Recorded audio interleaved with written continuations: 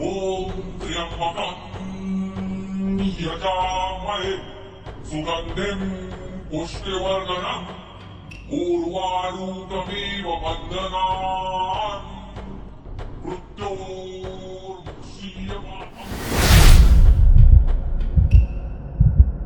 पुराणों में वर्णित है कि एक समय देवताओं के बीच यह चर्चा छिड़ गई कि त्रिदेवों में ब्रह्मा, विष्णु और महेश, इनमें से सबसे श्रेष्ठ कौन है। इस चर्चा पर कई मतभेद हुए और अंत में सभी देवताओं और ऋषियों ने वेदों से मार्गदर्शन प्राप्त करने का निर्णय लिया।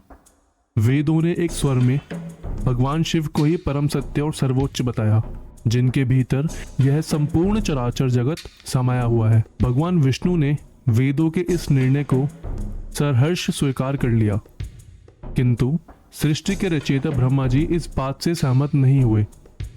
वे स्वयं को सर्वश्रेष्ठ मानकर अहंकार से भर गए। अपने पांचवें मुख से भगवान शिव के स्वरूप और उनके गणों की वेशभूषा का उपहास करते हुए अपमानजनक शब्द कहे। ब्रह्मा जी का यह अहंकार पूर्ण आचरण और शिव की निंदा सुनकर भगवान शिव अत्यंत क्रोधित हो उठे। उनका क्रोध इतना प्रचंड था कि उसे धारण करना पूरी सृष्टि के लिए कठिन था। अपने अपमान और ब्रह्म के अहंकार को दंड देने के लिए भगवान शिव ने अपने भौं के मध्य से एक अत्यंत तेजस्वी, भयंकर और विकराल रूप को प्रकट किया। यह स्वरूप साक्षात महाकाल जैसा था। शिव ने अपने इस अंश को काल भैरव का नाम दिया, जिसका अर्थ है मृत्यु या समय का राजा। यह उग्र और तेजस्वी स्वरूप का काल भैरव कहलाया। भगवान शिव ने काल भैरव को आदेश दिया ब्रह्मा के उस मुख को दंडित करे जिसने अहंकार से भरकर उनका अपमान किया था।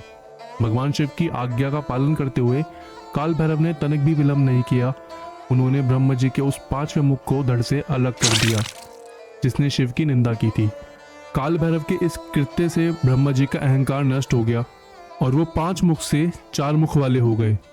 परंतु देवता का शीश कटने के कारण काल भैरव पर ब्रह्म हत्या का घोर पाप लग गया। ब्रह्मा का कटा हुआ शीश काल भैरव के हाथ से चिपक गया और ब्रह्म हत्या की शक्ति एक भयानक स्त्री के रूप में उनके पीछे पीछे चलने लगी, जिससे उन्हें घोर कष्ट होने लगा। भगवान शिव ने काल भैरव को इस पाप से मुक्ति पाने के लिए तीनों लोकों का भ्रमण करने का आदेश दिया। वह दंड पानी के रूप में भटकते रहे, लेकिन किसी भी तीर्थ स्थान पर उन्हें शांति नहीं मिली, क्योंकि कपाल उनके हाथ से चिपका रहा और ब्रह्म हत्या उनका पीछा नहीं छोड़ रही थी। अंत में भ्रमण करते हुए वे भगवान शिव की परम प्रिय नगरी काशी पहुंचे। जैसे ही काल भैरव ने काशी की सीमा में प्रवेश किया, उनके हाथ से वो कपाल छूटकर एक स्थान पर गिर गया और ब्रह्म हत्या की शक्ति वहीं पाताल लोक में विलीन हो गई। जिस स्थान पर कपाल गिरा वो स्थान कपाल मोचन तीर्थ कहलाया। इस प्रकार उन्हें ब्रह्म हत्या के पाप से मुक्ति मिली।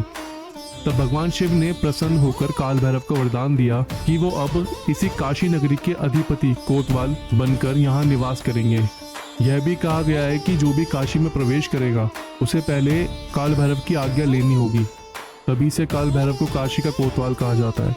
ये भक्तों के भय, पाप और संकटों को दूर करते हैं और धर्म तथा न्याय की रक्षा करते हैं। उनकी पूजा करने से व्यक्ति काल यानी समय के भय से मुक्त हो जाता है।